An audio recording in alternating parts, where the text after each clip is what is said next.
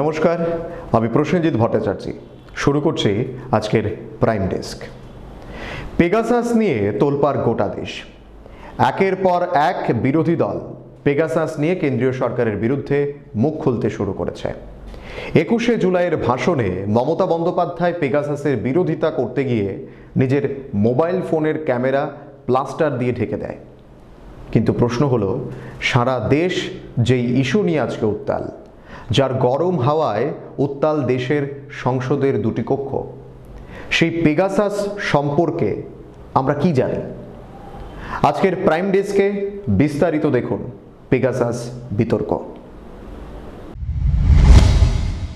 বিস্ফোরক তালিকা। রাহুল গান্ধী, তার 5 সহকারী অভিষেক বন্দ্যোপাধ্যায়, প্রশান্ত কিশোর, এরা প্রত্যেকেই বিরোধী পক্ষ। তাদের নিশানা করা স্বাভাবিক, কিন্তু সরকারের 2 জন মন্ত্রীর উপর চলছিল আড়িপাতা। তথ্য প্রযুক্তি মন্ত্রী অশ্বিনী বৈষ্ণব ও জলসম্পদ মন্ত্রী প্রহ্লাদ প্যাটেল। ইসরায়েলের সংস্থা এনএসও বিভিন্ন রাষ্ট্রকে যে আড়িপাতা সফটওয়্যার বিক্রি করে, সেই পেগাসাসের মাধ্যমে ভারতে প্রায় 1000-এরও বেশি ভিআইপির ফোনে আড়িপাতা করা হয়েছে বলে রিপোর্ট প্রকাশ হয়েছে। আর এই পেগাসাস প্রজেক্ট বা বিশ্বব্যাপী এক ঝাঁক মিডিয়া, হিউম্যান রাইটস অর্গানাইজেশন যৌথভাবে এই কেলেঙ্কারির উন্মোচন করেছে। গত 18ই জুলাই এই পেগাসাস নিয়েই 19শে জুলাই শুরু হওয়া সংসদের বাদল অধিবেশনে তুলকালাম কাণ্ড ঘটে যাচ্ছে। 18ই জুলাই শুধু সাংবাদিকদের নাম প্রকাশ করা হয়েছিল। সোমবার এক ধাপ অগ্রসর হয়ে রাজনৈতিক ও প্রশাসনিক ব্যক্তিদের নাম প্রকাশ করা হয়েছে। মিডিয়া এডিটরস এবং রিপোর্টার্স, বর্তমান সুপ্রিম কোর্ট জজ, নির্বাচন কমিশনের সদস্য, মানবাধিকার আন্দোলনের কর্মী, প্রাক্তন সুপ্রিম কোর্টের জজ, যার বিরুদ্ধে যৌন নির্যাতনের অভিযোগকারী মহিলার সহ পরিবারের লোকেদের উপর কর্ণাটক সরকারের জেডিএস ও কংগ্রেস নেতৃবৃন্দ সহ আরো অনেকেই রয়েছেন এই তালিকায়। এ নিয়ে সংসদে প্রতিদিন বাক বিতণ্ডা চলছে। সরকার এই অভিযোগ অস্বীকার করেছে। বিরোধীরা সরকারের বিবৃতি দাবি করেছে। তথ্যমন্ত্রী সংসদে বিবৃতি দিতে যান, তখন তৃণমূল সাংসদ শান্তনু সেন তা তার কাছ থেকে ছিনিয়ে নিয়ে ছিঁড়ে ফেলে দেন। পরবর্তীতে সংসদের বাদল অধিবেশনের বাকি দিনগুলি থেকে শান্তনু সেনকে বহিষ্কার করা হয়। এদিকে গতকাল রাহুল গান্ধী বলেন, আমার ফোন ট্যাপ করা হচ্ছে, আমি বিরোধী দলের একজন নেতা, ব্যক্তিগতভাবে আমার কথা গুরুত্বপূর্ণ নয়। এটা সঠিকভাবেই বিরোধীদের কণ্ঠরোধ করার প্রয়াস। সরকারকে দায় নিতে হবে, কারণ এই সরকার 10 বছর ধরে ক্ষমতায়। আর পেগাসাস এমন একটি স্পাইওয়্যার যেটা একমাত্র সরকারকে বিক্রি করা হয়। তিনি স্বরাষ্ট্রমন্ত্রীর পদত্যাগও দাবি করেছেন, প্রধানমন্ত্রীর জবাব চেয়েছেন। কেন এভাবে রাজ্যে রাজ্যে বিরোধী দলের নেতা নেত্রীদের ওপর নজরদারি চলছে? এটা কি স্বৈরাচার নয়?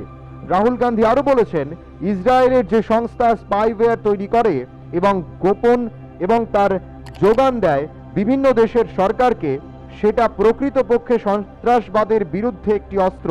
সামরিক বাহিনী প্রতিপক্ষের বিরুদ্ধে ব্যবহার করে, অথচ মোদী সরকার এই সামরিক অস্ত্র ব্যবহার করছে বিরোধী দলের উপর। এটা গোটা বিশ্বের তোলপাড় করছে। এখনই অমিত শাহের পদত্যাগ করা দরকার।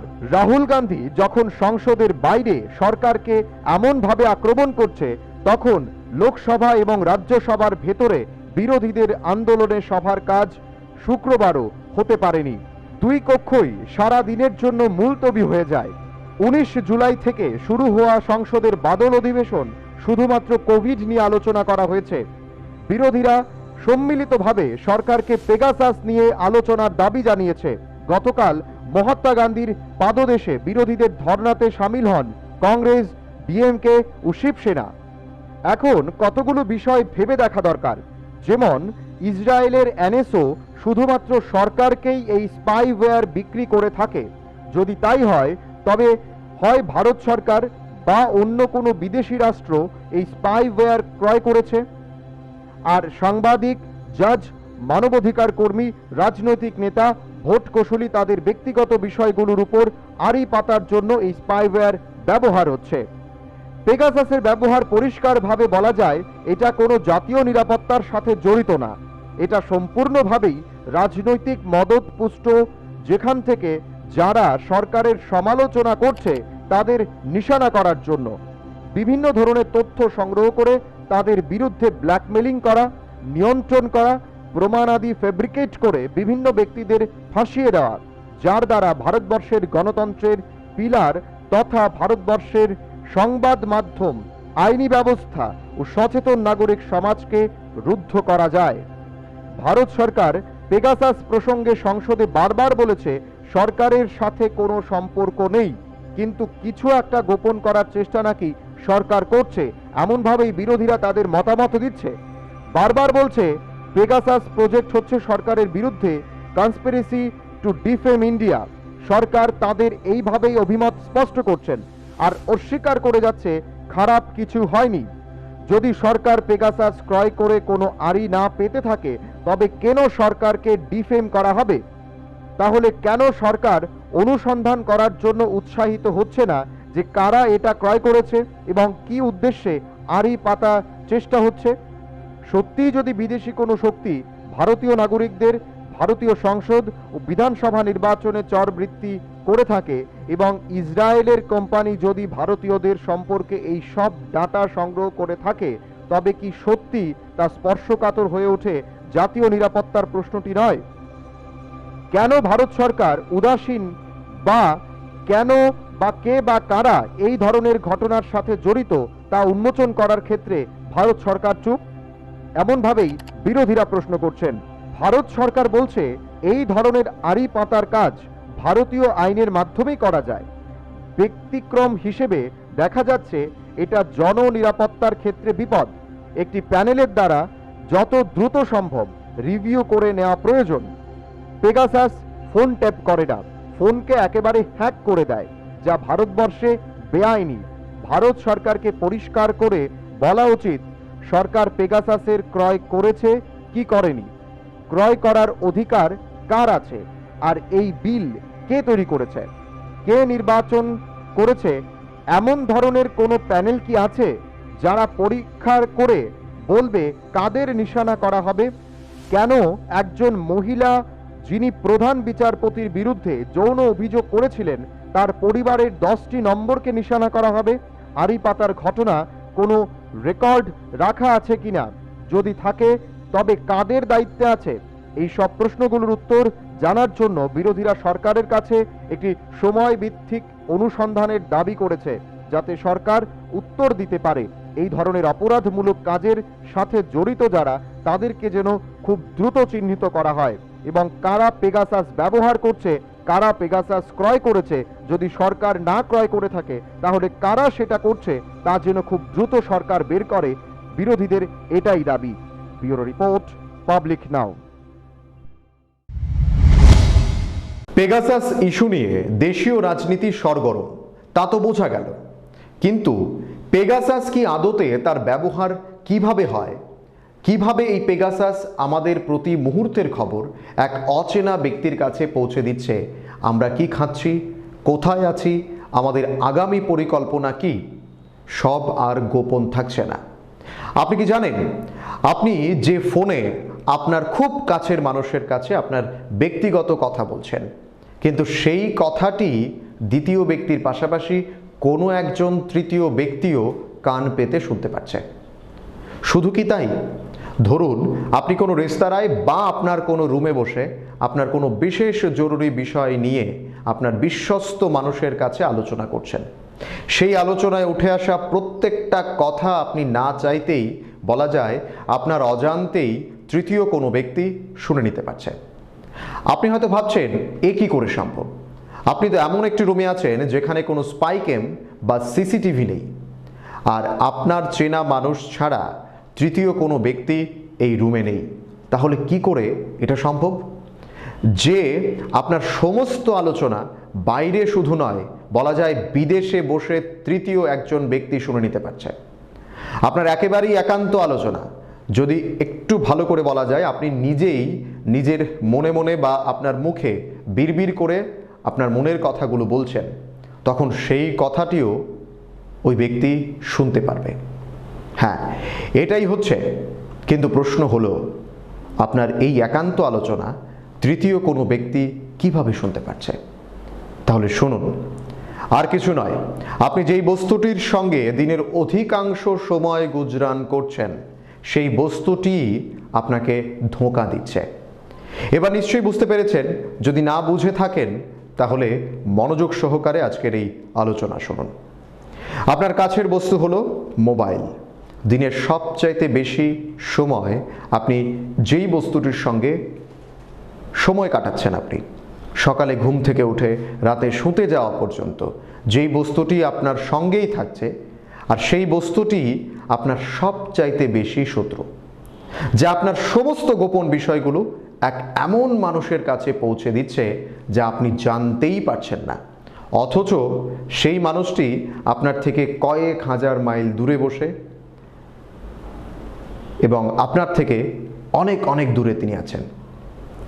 তা বলা যায় যে এখনও আপনি এই তালিকায় নেই। দেশের কিছু বিশেষ রাজনৈতিক ব্যক্তিত্ব এবং সাংবাদিকরা এই তালিকায় রয়েছে বলে তারা অভিযোগ করেছেন। কিন্তু তাই বলে আপনি কি সতর্ক হবেন না?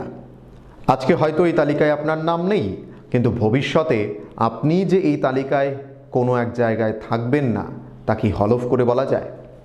আপনার হাতে থাকা এই মোবাইল, যা আপনার কোনো গোপন বৈঠক করতে গেলেও আপনি আপনার সঙ্গে রাখেন, শুধু তাই নয়, আপনি শুধু নিজের সঙ্গেই রাখছেন না এই মোবাইলটিকে, আপনি যেই কক্ষে বসে আপনি বৈঠক করবেন সেই কক্ষের টেবিলে তথা ঠিক আপনার সামনেই সেই মোবাইল ফোনটিকে রাখছেন। আর আপনার সমস্ত আলোচনা কোনো এক অজানা ব্যক্তি আপনি না চাইতেই জানতে পারছে। শুধু যে আলোচনা শুনতে পারছে তা নয়, আপনি ঠিক কী রঙের পোশাক পরে আছেন, আপনার সঙ্গে কে আছে বা কে বৈঠক করছে, সবই দেখতে পাচ্ছে ওই অজানা তৃতীয় ব্যক্তিটি। এবার আপনি হয়তো বলবেন যে আপনার মোবাইল ফোনের ক্যামেরা তো বন্ধ আছে ইন্টারনেটও, তাহলে কিভাবে আপনার এই গোপন আলোচনা এবং আলোচনার লাইভ ভিডিও আপনার থেকে মাইলের পর মাইল দূরে বসে একজন ব্যক্তি দেখতে পাচ্ছে? তাহলে কি আপনার ব্যক্তিগত জীবন আজ আর ব্যক্তিগত নেই? আর ঠিক এই বিষয় নিয়েই শুক্রবার সরব হয়েছেন কংগ্রেস সাংসদ রাহুল গান্ধী। তিনি সরাসরি এই বিষয়ের উপর কথা বলতে গিয়ে দেশের সরকারের উপর আঙুল তুলেছেন। শুধু রাহুল গান্ধী না, পশ্চিমবাংলার মুখ্যমন্ত্রী মমতা বন্দ্যোপাধ্যায়ের গলায়ও একই বিষয়ের উপর বিক্ষোভের সুর শোনা গেছে। প্রথমে আপনারা বিরোধীদের মতামত শুনুন, তারপরেই আমি বিস্তারিত এই বিষয়ে যাব, কারণ বিরোধীদের এই বক্তব্যগুলো সম্পূর্ণরূপে না হলেও খানিকটা আঁচ করিয়ে দেবে যে পেগাসাস কি আর কিভাবে তার ব্যবহার হচ্ছে। It is not only this phone. Every single phone of mine is tapped. Okay, and let me tell you another thing. I get phone calls from IB people who tap my phone. Okay, they call me up and say, please be aware that we are tapping your phone. Okay, so I also, by the way, my security people tell me, right, that they have to debrief what I say. They have to report to their seniors everything I say. So I'm under no pretensions that I'm not tapped. And now because of Pegasus, can you imagine? I have done one thing, I am showing you. देखो हम पूरा इसको plaster कर दिया। क्या करेगा? Phone लगा के क्या करेगा? कैमरा में पूरा तुल लेता है। हम ऑडियो में भी बात करते हैं तो, फेस टाइम में भी करते हैं तो, वीडियो में भी करते हैं तो, मैं कैमरा का ही पूरा प्लास्टर लगा दिया। एक गवर्नमेंट ऑफ इंडिया को भी प्लास्टर लगाना चाहिए, नहीं तो देश बर्बाद हो जाएगा, देश को बर्बादी हो जाएगा। পেগাসাস যা একটি স্পাইওয়্যার সফটওয়্যার, যা ইসরায়েলের একটি সংস্থা তৈরি করে থাকেন, আর এই সংস্থার নাম হলো NSO, অর্থাৎ নিভ সেলভ অ্যান্ড আমরি, অর্থাৎ এই কোম্পানির 3 মালিকের নামের মধ্য দিয়েই এই কোম্পানির নামকরণ হয়েছে, যা 2010 সালে তৈরি করা হয়েছিল। এই কোম্পানির অবস্থান ইসরায়েলের তেল আভিভ শহরের কাছে হার্জলিয়াতে। একেবারে মনোযোগ সহকারে শুনবেন। এই কোম্পানির অবস্থান ইসরায়েলের তেল আভিভ শহরের কাছে আরেকটি শহর হার্জলিয়াতে। বেশ কয়েকটি তথ্যে বলা হয়েছে NSO গ্রুপ দ্বারা নির্মিত এই সফটওয়্যার বিভিন্ন দেশের মানবাধিকার কর্মী ও সাংবাদিকদের বিরুদ্ধে লক্ষ্যবস্তু হামলায় ব্যবহৃত হয়েছিল, আর এখনও তাই হয়ে যাচ্ছে। কিন্তু আদতে এই কোম্পানির তৈরি এই সফটওয়্যার কেন ব্যবহার করা হয় তা কি আমরা জানি? আর কারা এই সফটওয়্যার কিনতে পারে? একজন সাধারণ মানুষ এই সফটওয়্যার কিনতে পারে না। সংস্থাটির তরফে সেটাও কিন্তু জানিয়েছে যে এটি অনুমোদিত সরকারকে এমন প্রযুক্তি সরবরাহ করে যা তাদের সন্ত্রাস ও অপরাধ মোকাবেলায় সহায়তা করবে। এনএসও গ্রুপ চুক্তির সব কয়েকটি অংশে প্রকাশ করেছে, যেখানে উল্লেখ রয়েছে গ্রাহকরা কেবল পণ্যগুলির ফৌজদারি এবং জাতীয় সুরক্ষা তদন্তের জন্য ব্যবহার করতে হবে, এবং বলেছে যে মানবাধিকারের ক্ষেত্রে একটি শিল্প নেতৃত্বাধীন পদ্ধতি রয়েছে। অর্থাৎ বলা যায় একটি দেশ তার সুরক্ষার জন্য আর্মি অর্থাৎ মিলিটারির বিষয়ে পেগাসাস সফটওয়্যার কিনতে পারে বা ব্যবহার করতে পারে। আমার আপনার মতো কোনো সাধারণ মানুষ পেগাসাস কিনতে পারবে না। তার জন্য বিশেষ অনুমতির দরকার, যা একজন সাধারণ নাগরিক কোনো দিনই পাবে না। পেগাসাস সম্পর্কে কেউই আগে জানত না। 2018 সালে একটি ব্যর্থ প্রয়াসের পর জনসম্মুখে চলে আসে একটি আইএসও ডিভাইস, অর্থাৎ আইফোনের স্থাপনের সময় এই প্রয়াস ব্যর্থ হয়, তা সবার সামনে চলে আসে। এই পেগাসাসের মাধ্যমে আপনার সমস্ত তথ্য অচেনা কোনো ব্যক্তি খুব সহজেই পেয়ে যাবে। আপনি কোথায় আছেন বা আপনার বর্তমান লোকেশন কি বা কি আছে আপনার বর্তমানে লোকেশন খুব সহসাই ওই অচেনা ব্যক্তি জানতে পারবে। এবার আসা যাক যে কিভাবে এই পেগাসাস আমাদের ফোন বা ডিভাইসকে নিয়ন্ত্রণ করতে পারে। খুব সহজেই এই পেগাসাস আপনার একান্ত ব্যক্তিগত বস্তু তথা আপনার মোবাইলে প্রবেশ করে যেতে পারে, আর তার জন্য দরকার মাত্র 3টে একেবারেই সহজ পদ্ধতি। 3টে কি সহজ পদ্ধতি? আমি যদি একের পর এক বলি তাহলে বলতে হয় যে কোনো ডিভাইসকে একজন হ্যাকার যদি নিয়ন্ত্রণে আনতে চায় তার জন্য ডিভাইসে ঢোকার একটা রাস্তা চাই, অর্থাৎ যে কোনো একটা রাস্তা তাকে তৈরি করতে হবে। আর একজন হ্যাকার সর্বদাই কিন্তু ব্যস্ত থাকে কিভাবে আপনার মোবাইল বা আপনার ডিভাইস বা আপনার যে সরঞ্জাম রয়েছে সেই ডিভাইসগুলোতে কিভাবে সহজে প্রবেশ করা যায় তার সহজ একটা রাস্তা বের করতে। এতদিন যাবৎ আপনারা প্রায় প্রত্যেকেই কিছু এমন ইমেল পেতেন যেগুলি খুবই আজগুবি বা একেবারেই সন্দেহমূলক, বা এমন কিছু মেসেজ আপনার মোবাইলে আসতো যেগুলো বাস্তবে কোনোদিন সম্ভব না। অনেক সময় আপনার মোবাইলে এমন কিছু মেসেজ আসে যেখানে লেখা থাকে যে আপনি কোটিপতি হয়ে গেছেন, আর এই কোটিপতি বা এই কোটি টাকা পেতে আপনাকে এই লিঙ্কে ঢুকে একটা ফর্ম পূর্ণ করতে হবে, তাহলেই আপনি এই টাকা পেয়ে যাবেন। আর আপনিও সরল মনে ভাবতে থাকেন যে কিছু না করেই কোটি টাকা না হয় ফর্মটা, মানে কিছু একটা করছি না তারপরেও এই কোটি টাকা আমার কাছে চলে আসছে, তাই হুট করে আমরা এই ফর্মটা কিন্তু ভরে দিচ্ছি। আর কেনই বা করবেন না?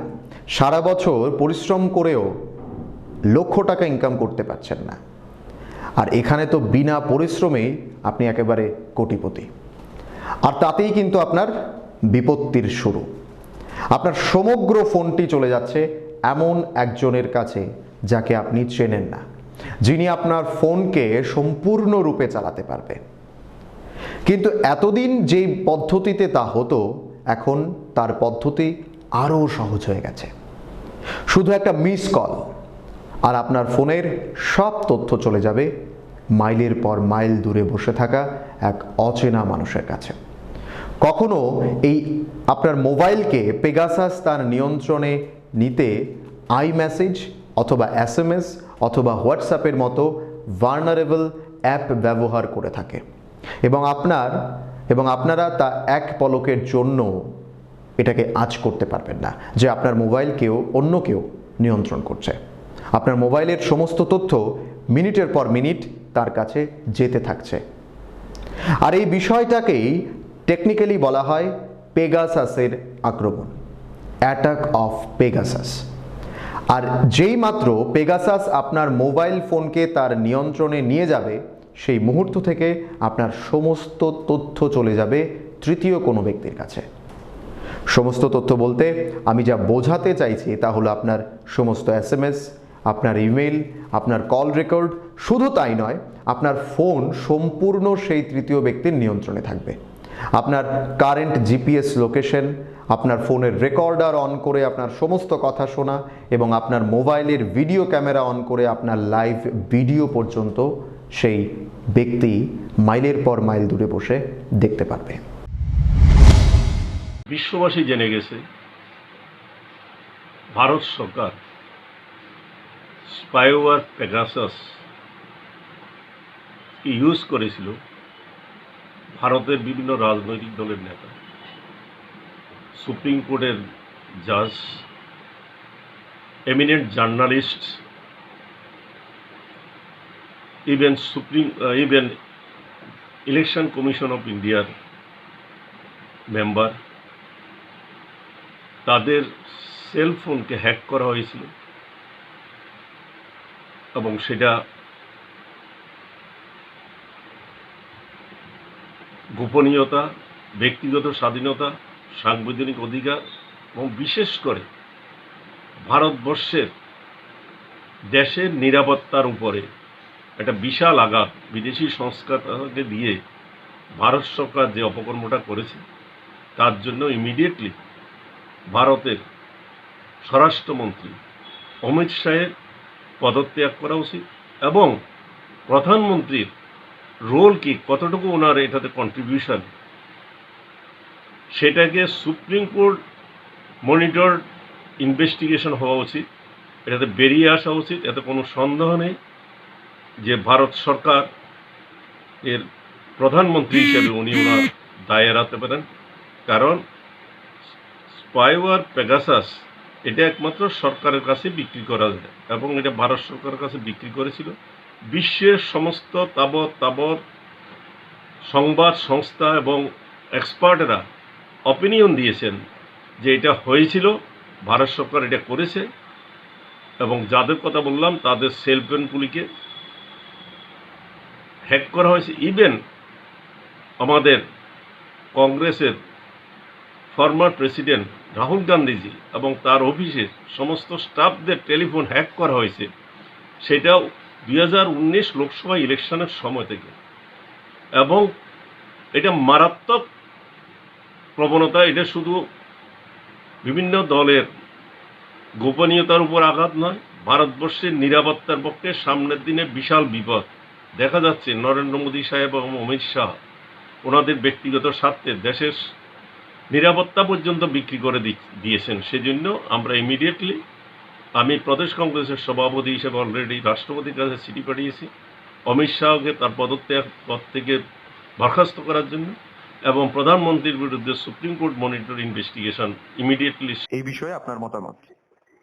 পেগাসাসের ইস্যুতে আমরা দেখলাম যে পার্লামেন্টে যারা বিরোধী দল, প্রধান বিরোধী দল, তারা একটা এই পার্লামেন্টকে অচল করার জন্য একটা প্রয়াস করছে, কিন্তু সুস্পষ্ট কোন রকম এই যে অভিযোগটা এনেছেন এই কংগ্রেসীরা, সুস্পষ্ট প্রমাণ কিন্তু দিতে পারেনি। এটা একটা ইসরায়েলের টেকনোলজি, তো এই টেকনোলজিকে কাজে লাগিয়ে বিভিন্ন দেশ যেটা দাবি করছে, ইসরায়েল দাবি করছেন যে বিভিন্ন জনের এটা ট্যাপ করা যায়, আড়ি পাতা যায়, ফোনের সমস্ত কিছু এটা শোনা যায়। তো এটা হতে পারে, সেই ব্যাপারে আমি ব্যাখ্যা দিতে পারছি, মানে ব্যাখ্যা না দিলেই ভালো, যেটা এটা সায়েন্সের পুরোটা সায়েন্সের বিজ্ঞানের ব্যাপার। কিন্তু আজকে বিরোধী দল যারা এরকম সুস্পষ্ট কোন রকম প্রমাণ কিন্তু তারা রাখতে পারেননি। এখন তাদের কাছে কোন রকম ইস্যু নাই, আর কংগ্রেস সমস্ত জায়গায় ভরাডুবি। আজকে পাঞ্জাবে ওদের সরকার রয়েছে, পাঞ্জাবেও ওদের প্রায় ভরাডুবি, মানে প্রেসিডেন্ট আর এই মুখ্যমন্ত্রী নিয়ে দ্বন্দ্ব শুরু হয়ে গেছে। তো সেই জায়গায় দাঁড়িয়ে কংগ্রেসের অবস্থানটা কোথায় রয়েছে, রাজনৈতিক অবস্থান, সেটা খুঁজে পাওয়া খুব মুশকিল। তো পার্লামেন্ট যে সর্বোচ্চ যে আমাদের পঞ্চায়েত, সেটাকে অচল করার জন্য একটা প্রয়াস মাত্র, এর কোনো সুস্পষ্ট প্রমাণ দিতে পারেনি। তো আমাদের মোদী সরকার দেশের জনকল্যাণমুখী যে পরিকল্পনাগুলি নিচ্ছেন সেইগুলি নিয়ে পার্লামেন্টে চর্চা হতে পারে, তার নেগেটিভ, তার সুফল কুফল সমস্ত কিছু আলোচনা হতে পারে, কিন্তু এরকম একটা ইস্যু নিয়ে পার্লামেন্ট অচল করে দেওয়ার এটা কোনো যুক্তিগত নাই। আমাদের গতকালকে আমাদের ভারতীয় জনতা পার্টি সর্বভারতীয় যিনি স্পোকস পারসন রয়েছেন সম্বিত পাত্রাজি পুরো বিষয়টাকে পরিষ্কার উনি উপস্থাপন করেছেন। আমি বলবো যে এটা রাজনৈতিক প্রপাগান্ডা ছাড়া আর কিছুই না। আরেকটা বিষয় রাজীববাবু জানতে চাইবো, এই মুহূর্তে দাঁড়িয়ে যখন লোকসভায় বাদল অধিবেশন চলছে এবং আমরা যেটা জানি এই লোকসভার বা রাজ্যসভায় অর্থাৎ সংসদে মূলত মানুষের কিছু চাওয়া পাওয়া সেগুলো নিয়ে সাংসদরা যায় এবং সেখানে তারা উপস্থাপন করেন। এই জায়গায় বিরোধীদের যে একটা প্রতিবাদ তারা করছেন বা বিক্ষোভ দেখাচ্ছেন একেবারে সংসদে দাঁড়িয়ে, সেই জায়গায় মানুষের যে চাওয়া পাওয়া গুলো একেবারে এই বাদল অধিবেশনে তুলে ধরা কতটা সম্ভব হবে সরকার পক্ষের? এইটাই তো দরকার। মানুষের চাওয়া পাওয়া এই কোভিড করে এই প্যান্ডামিক সিচুয়েশন চলছে সারা বিশ্ব জুড়ে। আমাদের এই ভারতবর্ষে দাঁড়িয়েও আমাদের যশস্বী প্রধানমন্ত্রী দেখেছেন যে অনেকগুলি পরিকল্পনা এই দুস্থ পরিবারগুলোর জন্য নিয়েছেন। নভেম্বর মাস অব্দি রেশন সামগ্রী ফ্রি করে দিয়েছেন। তো আমি বলবো যে এই মানুষকে আরো বেশি করে কত সুযোগ সুবিধা দেওয়া যায় এবং দেশকে আরো প্রগতিশীল করতে গেলে আমাদের কি করণীয়, এগ্রিকালচার সেক্টরকেই বলুন ঢেলে সাজানো এবং সমস্ত কিছু দিক দিয়ে আমাদেরকে আরো পজিটিভ দৃষ্টিভঙ্গি নিয়ে আমাদের কাজ করতে হবে। সেই জায়গায় এই ইস্যুতে কথা না বলে অন্য একটা ইস্যু নিয়ে পার্লামেন্টকে অচল করে দেবে, এটা একটা মানুষ সেটা সঠিকভাবে মেনে নিচ্ছে না। কারণ তাদের কাছে কোন রকম হাতিয়ার নেই, কোন রকম ইস্যু নেই, শুধু এটার উপর ভর করে তাদের যে একটা অস্তিত্ব পার্লামেন্টে যে তাদের কংগ্রেসীদের যে একটা অস্তিত্ব রয়েছে সেটা জানান দেওয়ার জন্যই মাত্র শুধু। কিন্তু প্রশ্ন হলো, সংসদের বাদল অধিবেশনের আগের দিনই কেন এই বিষয়টিকে সামনে আনা হলো? পেগাসাস আজকের বিষয় নয়, যেটা আমি আগেও বলেছি। দেশের কিছু রাজনৈতিক ব্যক্তিত্ব থেকে শুরু করে অনেকেই এই বিষয়টিকে সামনে এনেছেন, কিন্তু এই বিষয়টিকে নিয়ে যেভাবে সংসদে উঠিয়ে হট্টগোল করা হচ্ছে তাতে মনে হচ্ছে দেশের মূল বিষয়গুলো থেকে নজর অন্য কোথাও ঘুরিয়ে দেওয়ার চেষ্টা চলছে। এনএসওর একটি রিপোর্টে বলা হয়েছে যে সারা বিশ্বে মোট 50,000 মোবাইল নম্বর রয়েছে যার মধ্যে পেগাসাস অ্যাক্টিভ আছে। তার মধ্যে ভারতের রয়েছে 0.018%, মানে একেবারেই নগণ্য মোবাইল পেগাসাস থাকার প্রমাণ পাওয়া গেছে। মানে 0.018% মোবাইলে, ভারতের মোবাইলে নম্বরে এই পেগাসাস থাকার প্রমাণ পাওয়া গেছে, খুবই নগণ্য। আর এটাকেই বিরোধীরা এমনভাবে সামনে নিয়ে এসেছেন যেন সারা বিশ্ব তাদের গোপন বিষয় জানার জন্য উঠে পড়ে লেগেছে। এবং এই বিষয়টির উপর যেভাবে বা যে সমস্ত ভারতীয় সংবাদ মাধ্যম খবর করছে তারা প্রত্যেকেই একটা কথা বলেছেন যে এই নাম্বারগুলো যা বেরিয়ে আসছে তার থেকে এটা প্রমাণ হয় না যে প্রত্যেকটা নম্বরই নজরদারিতে রয়েছে। অর্থাৎ এখনো এটা প্রমাণিত নয় যে সমস্ত রাজনৈতিক দলের নেতাদের ফোন জাসুসি করা হচ্ছে। তাহলে সংসদে এত হইচই কেন? আর আজকে আমাদের দেশের নেতারাই যখন এই বিষয়টিকে এমনভাবে দেখাচ্ছে দুনিয়াকে যে পাকিস্তানের মতো দেশ আমাদের ভারতের দিকে আঙুল তুলে বলছে ভারত নাকি দ্বিখণ্ডিত হয়ে যাচ্ছে। দেখুন, আপনারা দেখুন, পাকিস্তানের একজন মন্ত্রী ফওয়াদ হোসেন চৌধুরী টুইট করে কিভাবে আমাদের দেশের একটি বিষয় নিয়ে কথা বলছেন। তিনি টুইট করে লিখছেন, extremely concerned on news reports that Indian government used Israel software to spy on journalists, political opponents and politicians. Unethical policies of #Modi government have dangerously polarized India and the region. More details are emerging. Coat unquote একেবারে পাকিস্তানের মন্ত্রী বক্তব্য আপনারা শুনলেন। ফওয়াদ হোসেন, যিনি বিভিন্ন বিষয় নিয়ে বিভিন্ন সময় বিতর্কিত ছিলেন, আজকে উনি কোট আনকোট এই বিষয়টির উপর কথা বলছেন যে পাকিস্তান ভারতকে নষ্ট করতে কোনো এমন চেষ্টা নেই যা তারা করেননি। আজকে সেই দেশেরই একজন মন্ত্রী ভারতের কিছু রাজনৈতিক নেতা এবং সাংবাদিকদের জন্য চিন্তা করতে শুরু করেছেন। আর এই সময়ে দাঁড়িয়ে যখন সংসদে বাদল অধিবেশন চলছে, তখন এই ইস্যুকে হাতিয়ার করছে দেশের সমস্ত বিরোধী দলগুলো। বাদল অধিবেশন চলাকালীন পেগাসাস ইস্যুকে কেন্দ্রীয় তথ্য সম্প্রচার মন্ত্রী যখন কথা বলছিল, তার হাত থেকে কাগজ ছিনিয়ে নিয়ে চেয়ারম্যানের দিকে ছুঁড়ে ফেলে তৃণমূল সাংসদ শান্তনু সেন। আর তারপরেই শান্তনু সেনকে সংসদের বাদল অধিবেশন থেকে বহিষ্কার করা হয়। যাই হোক, সংসদে মানুষের প্রতিটি বিষয় উঠে আসা প্রয়োজন, কারণ আমরা প্রত্যেকে নিজেদের ভোট দিয়ে সাংসদদেরকে নির্বাচিত করে সংসদে পাঠাই, যাতে করে আমাদের বিষয়গুলো সামনে আসে এবং এই বিষয়গুলোকে সমাধান করা হয়। এইভাবে একটি বিষয় নিয়ে বিরোধীদের আচরণ কোনোভাবেই কাম্য নয়। তার পাশাপাশি অবশ্যই বলতে চাইব যে পেগাসাস বিষয় নিয়ে আতঙ্কিত হওয়ার কিছু নেই। সতর্ক থাকুন, নিজেদেরকে সতর্ক করুন, নিজের মোবাইল অর্থাৎ ডিভাইসকে সুরক্ষিত রাখুন।